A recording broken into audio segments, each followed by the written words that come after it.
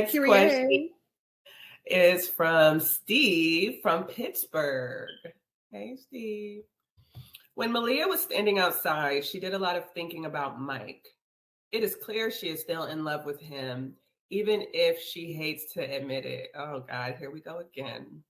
Is there still a chance for reconciliation for them, or has the new guy ended that chance?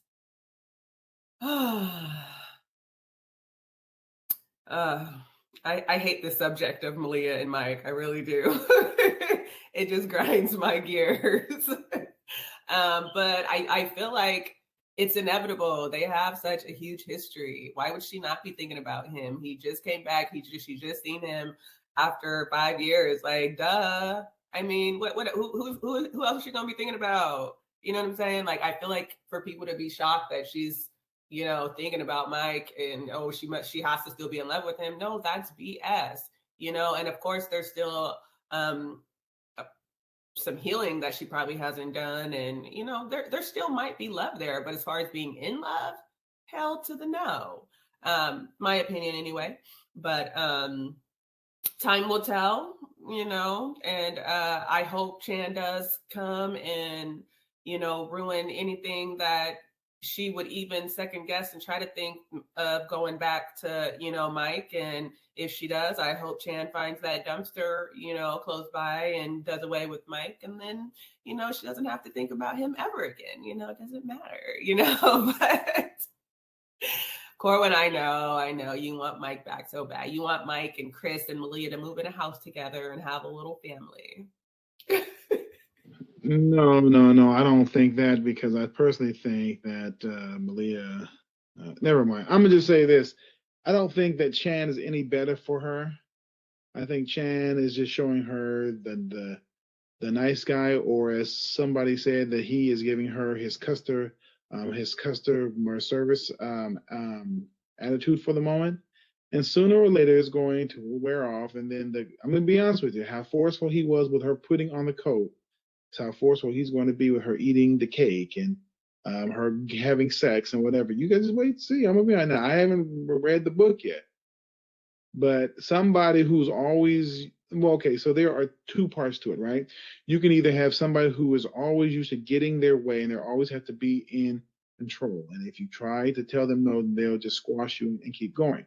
Then you have the other person who also is the same way, is always used to being in control, but when he goes home, he's maybe more of a masochist, if you will, right? And then he likes being told what to do and ordered around. So you kind of have these two different things going on, this dichotomy, if you will. And he could be either of those. But I kind of think that he's not the kind to go home to be pushed around. So I think that when Malia does push back, if things progress, I don't think she's going to like seeing the Chan. So my feeling is that Chan has a very controlling side to him because he is a crime boss, and he's used to getting his way. And I think when Malia decides, if they go further, that she doesn't want to follow his instructions on something, she's going to see the crime boss. I do think that's very true, that people can, have their representative out as long as they need to get what they want. And then the day after, literally the day after you get married, they will flip on you, and unfortunately that's happened to me in the past, so very, very true. Mr. Russia. As for I love me, Blarney. Again, when we were out, I wasn't in Rose City, but okay, that's me going mental again. But we was outside. Since you weren't there, it's a story. So when Malia was outside and she was having this whole I know, right? I get it. I'm so crazy. We're always in Rose City. I know, right? You talk about these kids like they are friends, like they're for real. I know. We really be on the phone. Like, well, what do you think about that? Because I would have said this, and it's like it's a story, sis. But me and Kyrie be on the phone chopping it up. Like these are real people. So funny. But when she was outside, she was doing a lot of thinking, and I do think that alcohol helped her. Or when something's going wrong with your camera, but anyway, I think that Kyrie, you a hot mess to laugh like that. This is horrible. But I think that when she was outside and she was reflecting, yes, she had had, quite a bit of alcohol. But I think it was just like, they say that a drunk person never lies, right? They say that when people are drunk, they're more, their inhibitions are lower. They don't have all these walls up. They're more free to act and do. That's why some people have to get really drunk to do certain things, because they won't do it otherwise, right? So she's outside and she's thinking about Mike, and she's reminiscing about how good he looks and how all these different things about their past together. And she was like, I feel like I miss him. But then at one point she was like, what do I actually miss about him? Because she realizes that what she missed about him was his customer service agent. Because the real Mike was a cheater and a manipulator. And I mean, he wasn't mean, but he was mean. Cheating is not a nice thing to do, right? So she's reflecting on these feelings for him and kind of just wishing it was a little bit easier, kind of wishing maybe we could kind of pick up where, this thing left off at. But then it's like, well, if I go back, to him after everything he's done to me, what's to say he's not going to do it again?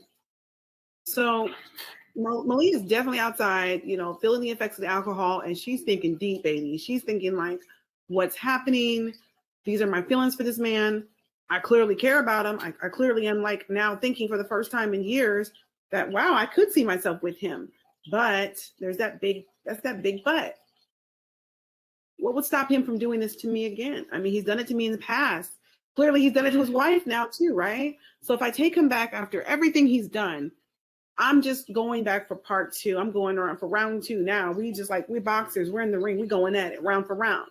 So I do think that Chan coming into the picture has lowered those probabilities of, can Mike and Malia make it back to each other? Possibly if Chan wasn't there could be that reconciliation, especially if Mike came in with a whole changed attitude. Mamita, I did wrong by you. I want forgiveness. I'm wrong. I'll tell it to the world, right? He didn't come in humble or remorseful. He came in you know what I'm saying? I was your first, beating on his chest, yelling, and just being manipulative, even with the whole water at the bar, holding it up. He paid the bartender not to give her water so that she would stand there longer and talk. And she did, right? And then eventually walked off and still didn't get her water with her line, So I just feel like Mike is Mike and he's never going to change. And she needs to realize that. I think Chan is new and it's exciting, and he doesn't have this Rose City history. And that's probably a part 2, where it's everybody in this small little city knows each other. They're all connected some way. Everybody's in everybody's business. So even though Chan lives in the area, he's very much an outsider compared to Malia and her people. They roll with other affluent Black people. He's Asian and he's rich, but they don't roll together in the same groups of people. So you may not know all the people I know. You may not know all the stories I know about certain people and certain families. So I feel like there's just a mystery about him that is very intriguing. And then these damn dreams and stuff, she's in the car and she feels oh, I had way too much alcohol. And she's comparing the dream guy to Chan and thinking, is this him? Could it not be him? And then she's like, girl, shut up. You're drunk, So we will definitely see what happens as the story unfolds. I'm just saying it's just getting good. It's really starting to get quite juicy. What'd you say, Alicia? I said it's starting to, well, it's not boring or nothing like that. I was just saying it's starting to pick up. We're finally getting out of the club. I'm gonna just go ahead and go on to the next. I'm gonna go on to the next question. Hunter from Chapel Hill, North Carolina says, "Good girl Malia went for it. It is clear Chan wanted to. It is clear that Chan wanted to spend the night. Why was Malia moving so fast? I was taken aback by her forwardness." And that's actually kind of more of a statement, and that's what I was trying to say. Cohen had put it, in his little twist on it. But that's what I was when I was reading it, I was like, oh, Malia's ready. Sis is coming out. she was ready to go up. You know, I thought if anything, he was going to drop the hammer on her.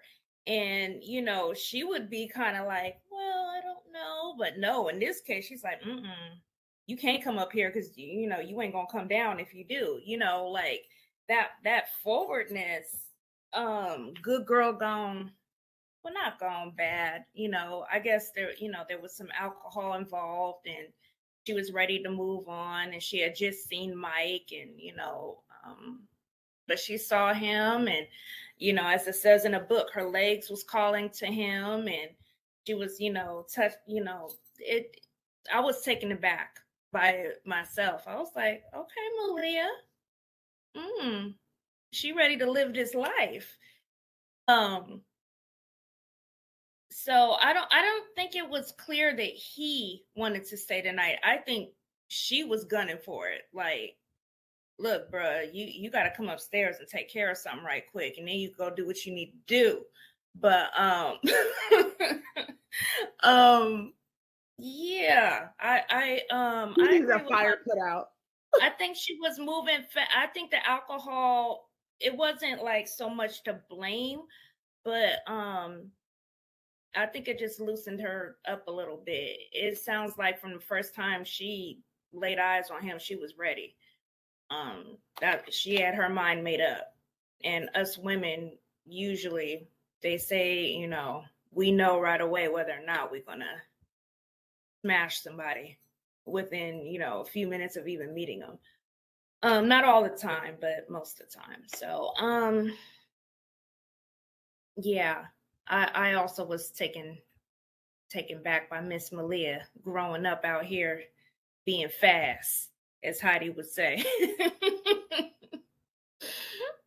Which one of you ladies want to chime in? Y'all are getting on my nerves, calling my girl fast and all this stuff. Like, get off her back. Okay, I don't know how y'all are moving, but I've been, you know, abstinent for a number of years. And it's like, you know, like, if the thought comes up, you know, especially if you got somebody that is looking kind of good and smelling good, and then, you know, Lord forbid you didn't have a couple of drinks, that is in your head, like, you know what, I could really just quit real quick and nobody gonna know, you know.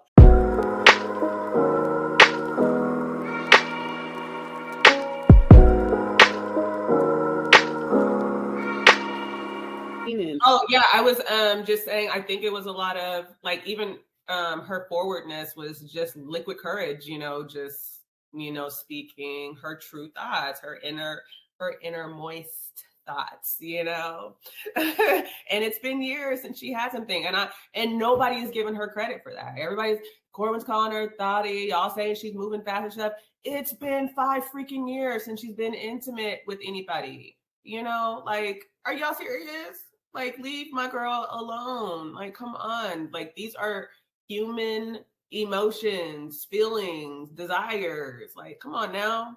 Yeah, I mean, I don't know how long y'all are holding out or waiting, but I bet it ain't 5 years. So that's what I had to say about it. 10 years over here. Okay, so you ain't having any, you know. If I'm not hopping in a car 10 years, and I ain't hopping in a car with dudes ready to go get my That's because you have your own transportation. The thought might be there to, you know, be next to a little warm body. The thoughts, but she actively hopped in a car and was ready to bring dude upstairs. Outside of the car part. The car was wrong. Dangerous. She met him that night and was ready to give it up after 5 years. But she didn't. She would have if he didn't have a drug deal. I'm not even mad at her for wanting to go there. I'm just gonna be told. No, I mean, all power to her. I mean, she was ready, and yeah. I honestly don't think so. I honestly don't think so. I think it's just, I mean, we have the pleasure of being inside of this, right? So I honestly think it's just a thought that she had. But even if Chan didn't get the call, like, I think, you know, if she started to talk about it and, oh, okay, come upstairs and get some coffee, I think she would have backed out. I mean, just I mean, how we've gotten to know the type of person that she is anyway. I mean, they probably would have got to the elevator and she would have been like, Well, no, I don't really know you yet. Let's maybe pick this up tomorrow. I'm nervous. I don't know. I just want to give my girl more credit than that, just because. That sounds like the material for an SVU episode. Yeah, exactly. Because all the way to the door and then be like, on second thought, no. Now, don't get me wrong. No is no. I don't care if the condom is on and he's literally within, like, right there. If she says no, it's no. But I'm just saying, you could set yourself up talking all that big talk and then get to the door and be like, on second thought, nah, we ain't gonna do this, bro. Go home. Leave me alone. No, cuz is right. And I'll even tell you guys another story, I was at this young lady's house and she had invited me over for a swell time. Anyways, so back to my story. So the young lady had invited me over for a good time. We were laying in her bed and nothing had started yet. But what she said was at some point, you know what?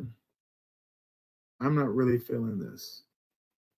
I didn't argue with her. I didn't ask her, well, why? What's going on? I just said, okay. I got up and I put on my man panties and I left. I didn't, like I said, again, I didn't argue with her. I didn't ask her any questions.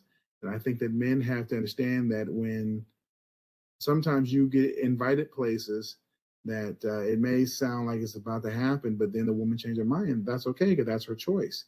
And if she says no, then just simply leave. You don't have to argue with her. Well, you shouldn't argue with her. You shouldn't say, why not? You invited me over. Or was making it sound really nice because he's like, like that broad Malia, she's a tease. Yeah. No. But wait though, Corenna, because made an excellent point. That does sound like the beginning of an SVU episode, because if Chan isn't the kind of guy who he likes being told no, then the whole crime boss side of him will come out if they're in the room and he's all hot and bothered and she says no. Like, oh no, listen, sis, you don't get this kung pao. But like I said, though, I think that people need to keep this in mind. That level have a level of self-control. Some don't. He has a lot to lose. I'm gonna be honest with you. Up there treating people like, sir, you're going to prison, and this whole thing's coming out. So it's probably not. Well, some might go to prison because plenty of men don't. Unfortunately, there are about 90,000 rapes in America every year, according to a stat that I read. But only 25% of those are even prosecuted. So the other 75% is either people who are too afraid to go forward. Maybe there's not a lot of evidence, or the police just don't take it seriously. Now, I'm not going to put that on the woman. I'm going to put that on the men for being animals and whatnot and being a bunch of savages and whatnot. That, again, when a woman says no, just get up and put on your man panties like I do and leave or go. But I'm going to give you this, though, on the other side of it, though, because it's not always about a woman being in danger. Men are sometimes in danger too. So men have to be careful about going back to someone's house because there might be somebody there waiting for you. So it's bad to go home with strangers at all. I'm just gonna be honest with you. It's just bad. It's just bad business. Thank you. For more life hacks, I know who to call. Yeah, I just would really story. I would really not like you to say man panties ever again. It just really disturbs my soul. Okay, let me break down why I say man. You really went there. Because, okay, so the underwear that what is considered to be worn by little boys, some of us still wear. I won't name any names, but some of us still, some wear those weird. Some of us do not like boxer briefs. Some of us do not like boxers. Some of us like man panties. And guess what they are? They're manties, if you will. So I call them manties. Anyways, whatever. But some of us like those. Maybe it's just the thought of your draws, Right? Manties? Lord, help me. What would make his own language? Manties. Manties really, I think, a better name. I mean, here's the thing. So I carry a man purse now, so I call it my immerse, but I keep I wouldn't tell anybody no more of this. Really, no more comments. But I have that so I can carry around my hand cannon, but that's another conversation. So you wear anyway, back to the story. You wear panties and you carry a purse He But wears you wanna put it satin in I your- panties wear with lace. manties and immersed. He Okay? wears satin women's panties Yeah, with lace we on go top. masculino. Okay, for those of you who speak Spanish, masculino. We're hoping Not we don't belong to There ain't no them. masculine. He wears purple satin panties with lace on top with a pink bow. That's what you like. Oh, you go. Little pictures Oh, of you hand go. cannons all over them. I'm sorry. Yep. Pictures of hand cannons all over them.